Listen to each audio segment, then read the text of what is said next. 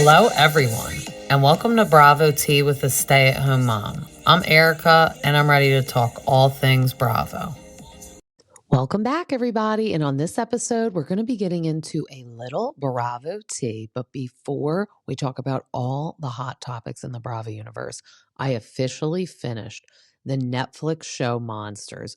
Honestly, I don't think people are even arguing about politics anymore. They are arguing about Eric and Lyle Menendez. Half the world thinks they're full of shit and they're liars. The other half thinks that they really went through all that abuse, and everyone is justifying why they killed their parents. So let's talk about this a little bit, then we'll get into the Bravo universe. We'll start dark, and then we'll end light. But I watched the whole thing. Now I'm in a rabbit hole of watching all the real tapes, them in court, everything.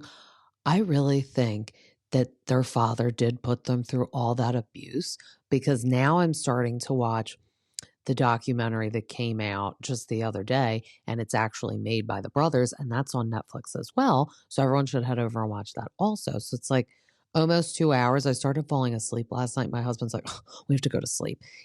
If I start to kind of shut my eyes, he's like, "Nope, you're going to fall asleep and then you'll make me rewatch something. So let's just go to bed." And I'm like, "No, I'm awake. I promise." And he's like, "No, you're not." And I was like, "Yeah, you're right. I'm not." So we're going to finish it up tonight. But I really think that their father did do that. I think the mother knew, which is just as sick, because now they are saying that there is a letter that the one brother, Eric, wrote to a cousin months before the murders, saying that he felt he was in danger and he needed help and his dad's mean. And that was never entered into court as evidence. And then another revelation now is that band Menudo, which, if people don't know who that is a group of young boys back in the day, and Ricky Martin was one of the members. It has now come out that one of those members of the band was sexually assaulted by Jose Menendez. So it's kind of like, well, if you're going to say the boys are lying, are you going to say this guy's lying? Obviously, this guy did this to young boys. This one now that's coming out. So November 20 something, they're going to have a new hearing to possibly have a new trial to possibly have them be freed. So they've been in jail for 35 years. I think that's a long time, honestly. I don't think they're a threat to society. And I'm kind of comparing the similarities to, we were all sensationalized by Gypsy Rose last year.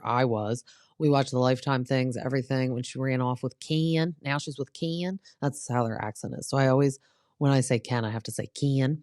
So she had her mom killed by this guy she was kind of thought she was in love with, or kind of wanted to be with. And he killed the mom for her. So he's still in jail. So she got 8 years in jail. And are you saying that if the Menendez brothers would have simply just gotten somebody else to kill the parents, they would have only gone to go to jail for 8 years? Because while Gypsy Rose did not physically do the act like these brothers did, she did plan and conspire to have her mother murdered. But she was suffering at the hands of her mother from years of abuse. And I believe these boys were too. So I think 35 years in jail is plenty, because they've basically already ruined their life. So if you want vengeance for them, they've already ruined their life. Eric went in, he did the crime when he was 18. The other one was 21. So it's like now they're in their 50s and they're in jail. They're both married to ladies. Very interesting, I feel, when people get married in jail. I understand why the people in jail want to marry the outside people, but I don't understand why the outside people want to marry the jail people.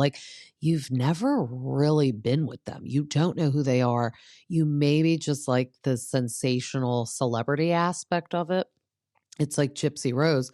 She was married to the one guy, Ryan, in jail. She was with Ken first. Then she broke up, or no, he broke up the engagement with her. And then she married this Ryan guy, whom, when she got out of jail, she was living with him, but then left him ultimately for Ken.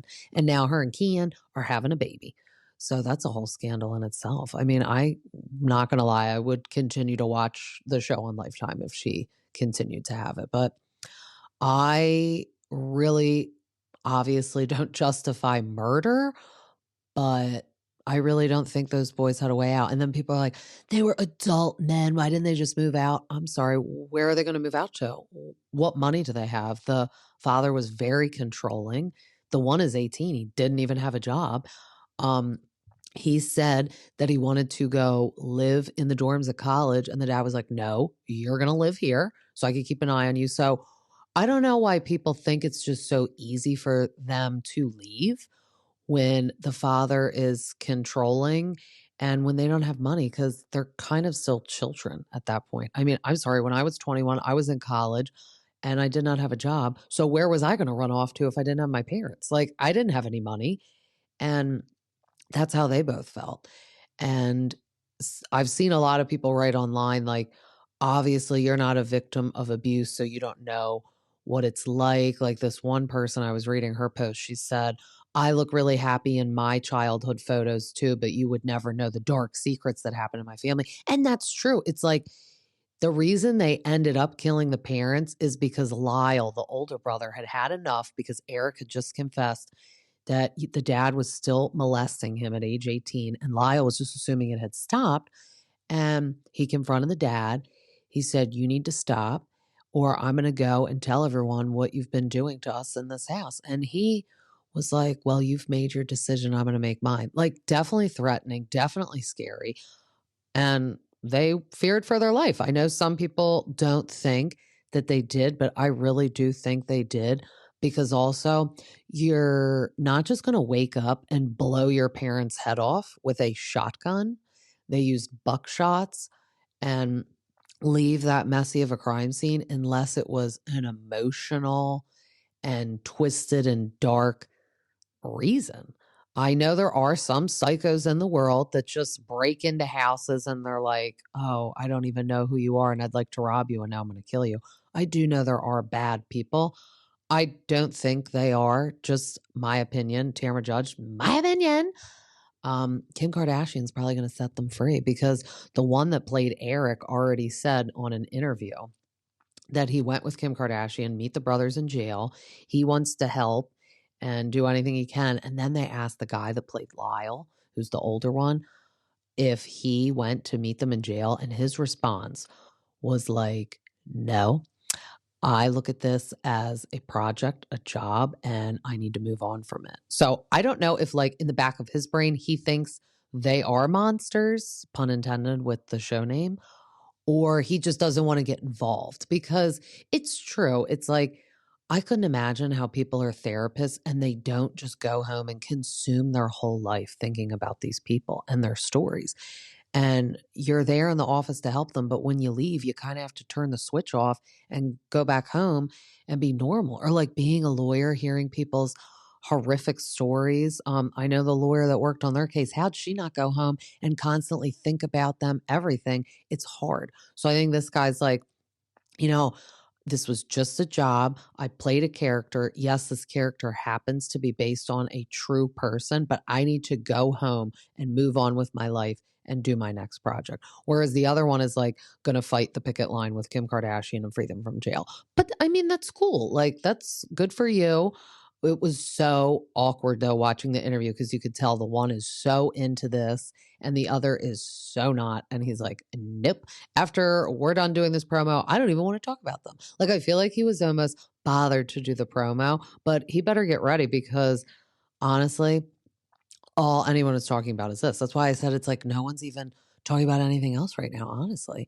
And Milli Vanilli, even though they had their epic fail back in the day, their music, even though they didn't actually sing it, making a comeback. So then I went down a rabbit hole of searching Milli Vanilli because if you guys have watched the show, you know what I'm talking about.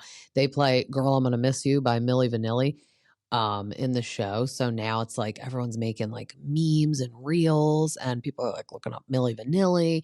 And if we all remember their lip syncing fail back in the day, they were on stage and it was like, girl, you know it's, girl, you know it's, girl, you know it's. So the track started skipping and they were supposed to be singing and everyone's like, what is going on? And they like ran off stage. So then they actually had to admit and come clean that they never sang. Those were never their voices, because I know some people lip sync to their own music. I mean, we all need to wake up. Some of these performances are not live, because if you notice, they're jumping around, some of them, and their voice sounds clear.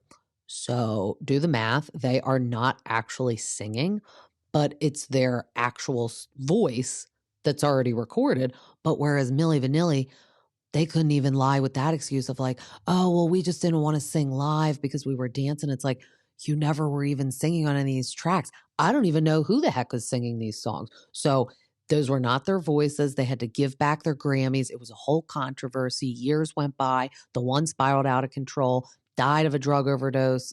It's terrible. So terrible. But now I feel like it's going to be a surge of popularity. And the one that's still alive, he actually went on to do a music career with his own voice. So maybe he'll get to bring justice to the Milli Vanilli name. I mean, they were an image. Like maybe the person that was singing their songs couldn't dance, couldn't entertain, couldn't do all that. Because to me, it's a package deal. You got to be an entertainer and you have to have the voice, but you have to have the dance moves. Like no one wants to watch you be terrible on stage, but you can sing well, or vice versa. You need to sing even if you can dance and act and do all that jazz. So they did that. They did all of the entertainment part, and then that just wasn't their voice. So I went down a rabbit hole, honestly, of researching all that because I remember the Milli Vanilli story. I mean, I'm an old soul. I love the old music. 80s rock is my jam. So I knew about Milli Vanilli, but I didn't necessarily know that wasn't them singing any of their songs. I mean, I don't even know how they were getting away with this, to be honest. It's quite wild.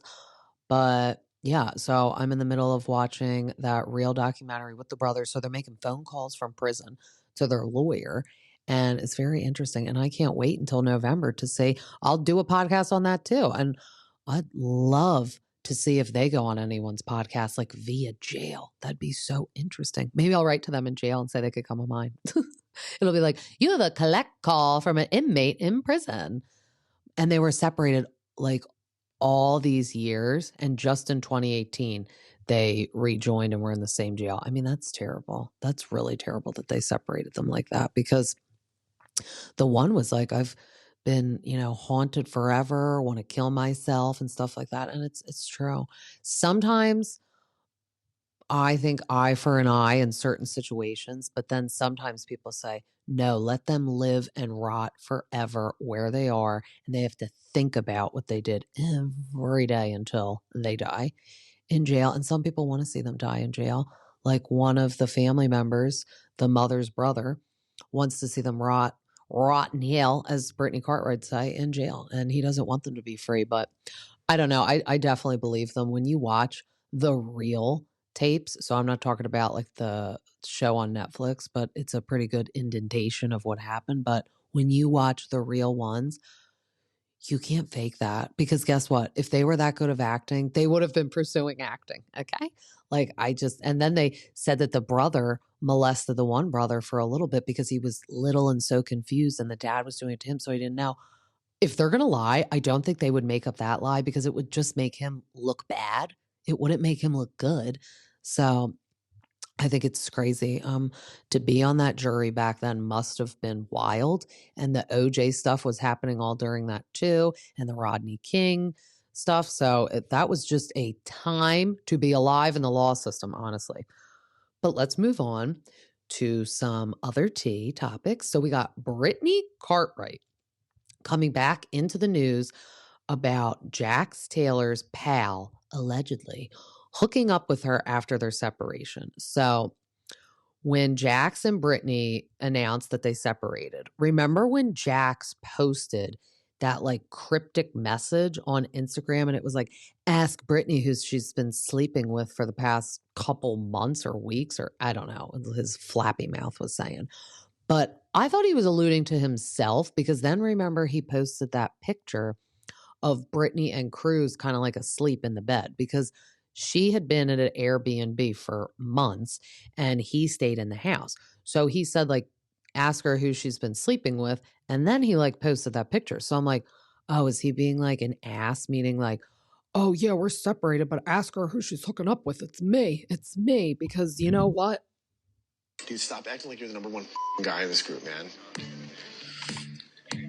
I'm the number one guy in this group. But you weren't during this time, Jax. You weren't the number one guy in the group. Julian Sensley was, who used to work at the door at Vanderpump Rules.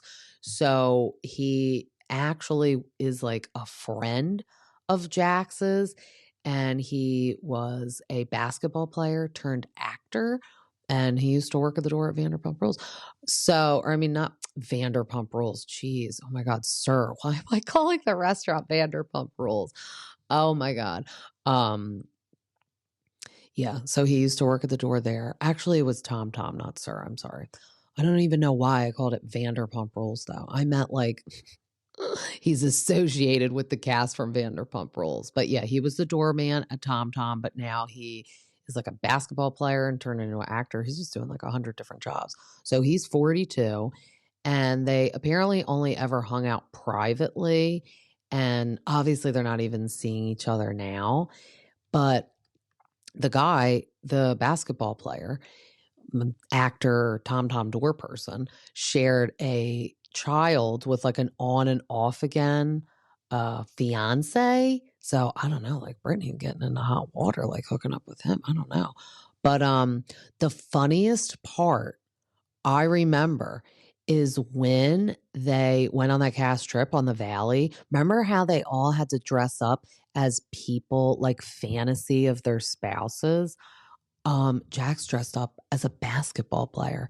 Is that so ironic? Because then she was actually hooking up with this guy afterwards. Like, obviously, they didn't separate yet when we watched season 1 of The Valley, but how freaking weird that then she left and did hook up with what she fantasized about. And you know what, Jax? Rotten Hill.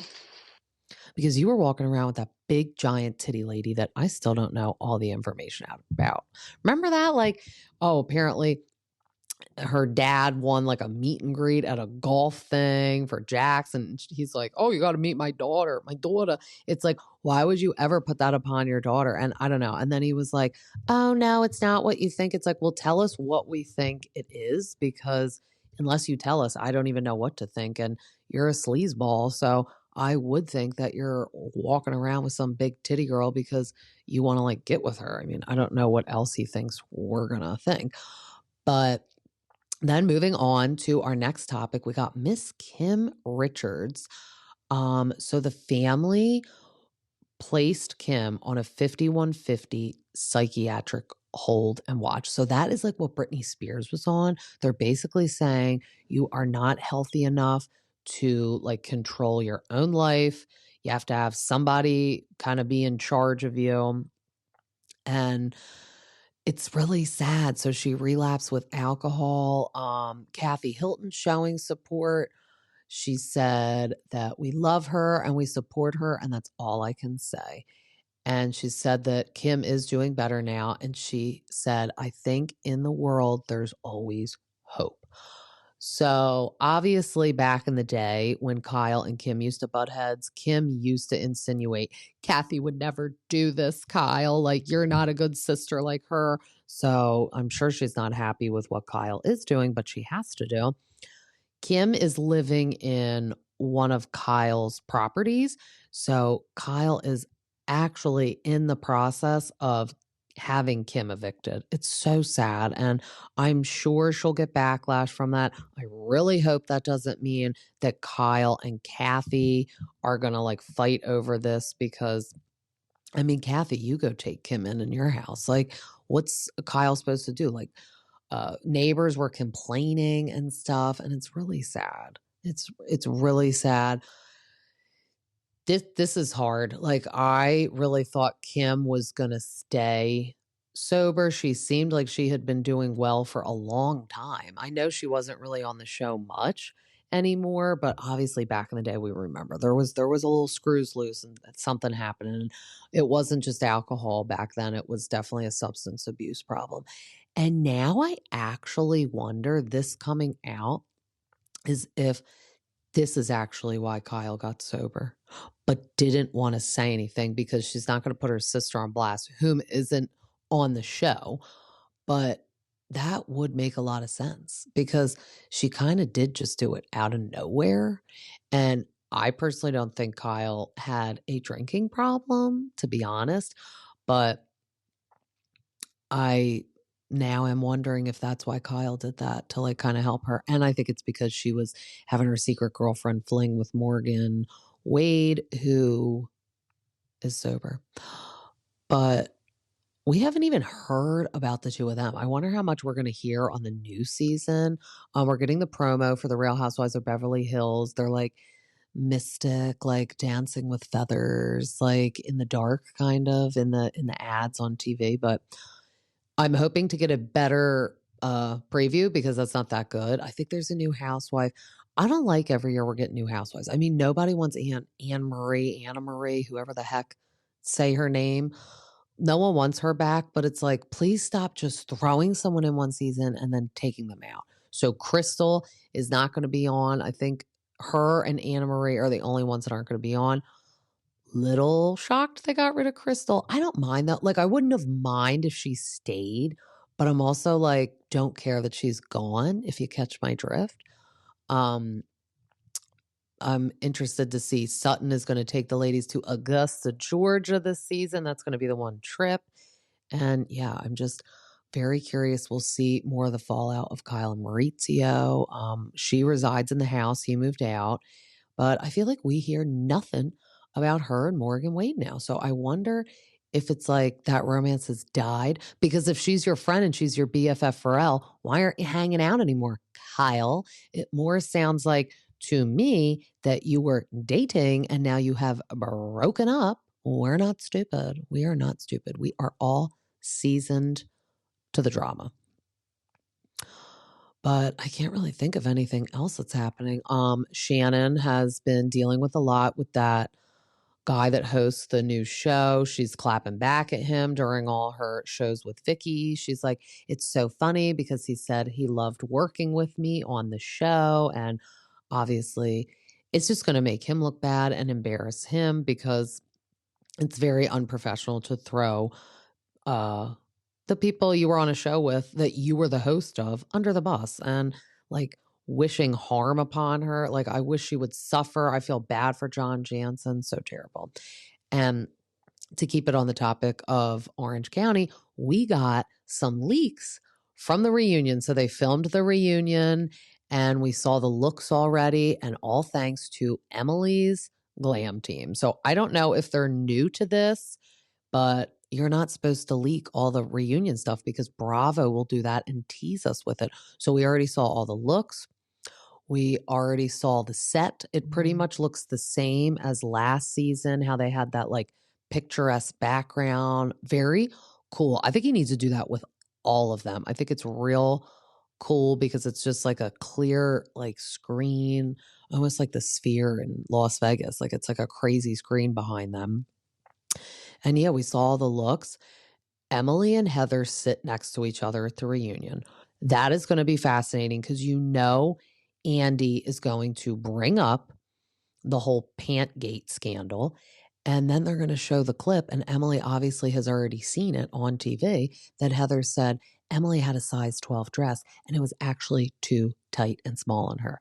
So I can't wait to see and hear that. And of course, we're going to get the annoying appearance of Alexis because she is just going to come there. She's probably going to cry. She's going to make it all about her. I don't understand why, because I don't even understand why she thinks Shannon being sued that Shannon should invite her on a trip. She's curious why she's not friends with these ladies. She is just going to ruin the rest of our television experience. I hope that she's not going to film much more this season because she did kick Katie and Jen out of the house. So I would assume like she's not going to do much. I'm sure she's going to be at like the wrap party at the end. I think like John Jansen is too. It was enough seeing them on the confessional together. It's like, no one wants this. No one asked this. And it's like, he's now claiming that he has emails between him and Shannon and proof that she was aware that the money was a loan. Now, I don't know who to believe, to be honest, because if there is proof of that, then yeah, Shannon could have to pay him. I don't know if he's just making that up. I don't know if like he's saying, oh, this is a loan, and she's saying like, no, it's not. Well, it's like, well, then that's not proof. Like, unless she is agreeing and saying, yes, this is a loan. I will pay you back on this date, this much. Like, I don't really know what's going to happen in court, but I just know that he is terrible. And honestly, I hope he loses. Not today, Satan. Because Alexis is trying to act like she's not associated with him or the court case. But whenever they talk about it, she's like, we had to do this. We had to do this. It's like, yeah, that's our point. You're saying we, not him. And even if you're just saying him, that's your boyfriend. So of course we find you guilty. And we do not understand why you want to hang out with Shannon and all the ladies. So weird.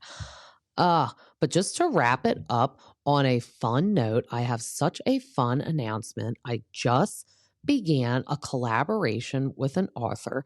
Her name is Andy Bell, and she writes children's books that are inspired by Bravo events. Yes, that is right. Is that so fun? So she just sent me one in the mail the other day.